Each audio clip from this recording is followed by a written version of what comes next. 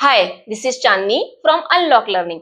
अगर आप अपने बच्चे का एडमिशन केंद्रीय विद्यालय में कराना चाहते हैं तो ये वीडियो आपके लिए ही है। कृपया इसे ध्यान से सुनिए और ध्यान से देखिए। केंद्रीय विद्यालय में एडमिशन लेने के लिए जब आप ऑनलाइन या ऑफलाइन रजिस्ट्रेशन फॉर्म फिल करेंगे तो आपको जरूरत पड़ेगी कुछ मैंडेटरी डॉक्यूमेंट्स की। बिना इन डॉक्यूमेंट्स के आप केंद्रीय विद्यालय में एडमिशन नहीं ले सकते। ये मैंडेटरी डॉक्यूमेंट्स हैं। सबसे पहला मैंडेटरी डॉक्यूमेंट है बर्थ सर्टिफिकेट। बच्चे का बर्थ सर्टिफिकेट होना ही चाहिए। बिना बर्थ सर्टिफिकेट को जमा किए आप केंद्रीय विद्यालय में एडमिशन नहीं ले सकते। और ये जो बर्थ सर्टिफिकेट है ये किसी वैलिड इंस्टीट्यूट से बनाया हुआ होना चाहिए। कुछ पेरेंट्स कहते हैं कि क्या हम सेल्फ डिक्लेरेशन दे सकते हैं, बर्थ सर्टिफिकेट दीजिए, या फिर हम आंगनवाड़ी का रिकॉर्ड दे सकते हैं, क्या हम किसी हॉस्पिटल का रिकॉर्ड दे सकते हैं। तो ये कोई भी रिकॉर्ड केंद्रीय विद्यालय में एडमिशन के लिए मान्य नहीं है। आपको एक वैलिड बर्थ सर्टिफिकेट जमा करना होगा। दूसरा मैंडेटरी डॉक्यूमेंट है रेजिडेंस प्रूफ। आपको एक रेजिडेंस प्रूफ लगाना ही पड़ेगा। उसके लिए आप domicile certificate, electricity bill, gas connection bill, इनमें से कोई भी डॉक्यूमेंट्स आप जमा कर सकते हैं। तीसरा मैंडेटरी डॉक्यूमेंट है बच्चे का कलर्ड पासपोर्ट साइज का फोटोग्राफ। अगर आप ऑनलाइन रजिस्ट्रेशन फॉर्म फिल कर रहे हैं तो आपको उसे ऑनलाइन फॉर्म में अपलोड करना होगा। अगर आप ऑफलाइन फॉर्म जमा कर रहे हैं तो उस रजिस्ट्रेशन फॉर्म पर आपको पेस्ट करना होगा।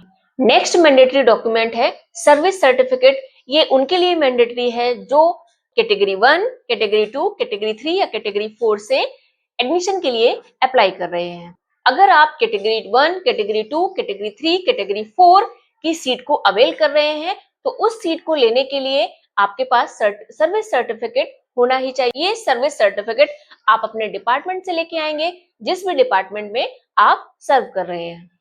अगर आप एडमिशन के समय किसी सोशल कैटेगरी जैसे कि SC, OBC, ST, general EWS से अप्लाई कर रहे हैं तो आपके पास उस सोशल कैटेगरी का सर्टिफिकेट भी होना ही चाहिए और एक वैलिड सर्टिफिकेट होना चाहिए। कुछ लोगों का क्वेश्चन होता है क्या EWS economic weaker section certificate की जगह हम इनकम सर्टिफिकेट दे सकते हैं या कोई सेल्फ डिक्लेरेशन सर्टिफिकेट दे सकते हैं।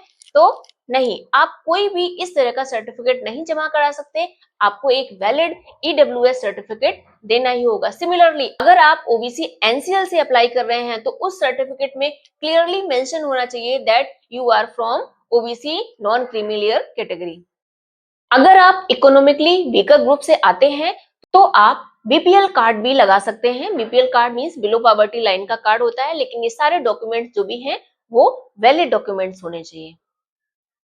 कैटेगरी 1, कैटेगरी 2, कैटेगरी 3, कैटेगरी 4 से अप्लाई करने वाले कैंडिडेट्स अगर किसी भी तरह का अपनी सीट्स अवेल करने के लिए प्रेफरेंस चाहते हैं तो उन्हें पेरेंट्स का ट्रांसफर सर्टिफिकेट भी लगाना होगा ना। बच्चे को पेरेंट्स के नंबर ऑफ ट्रांसफर्स के बेसिस पे एडमिशन में प्रेफरेंस मिलता है। तो अगर आपने नंबर ऑफ ट्रांसफर्स के बेसिस पे कोई सीट अवेल करी है तो आपको ट्रांसफर्स के सर्टिफिकेट लगाने होंगे।